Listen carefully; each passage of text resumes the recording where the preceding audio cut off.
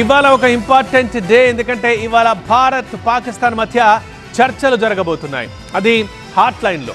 Yes, రెండు దేశాల military operations అధికారులు ఈ చర్చల్లో పాల్గొంటున్నారు. కాల్పుల విరమణ కొనసాగింపు, ఉద్రిక్తతలు తగ్గించడంపై చర్చించబోతున్నారు. సమావేశం తర్వాత ప్రకటన విడుదల చేయబోతున్నాయి రెండు దేశాలు కూడా. కాల్పుల విరమణపై ఇప్పటికే భారత్ పాక్ల మధ్య ఒప్పందం కుదిరింది.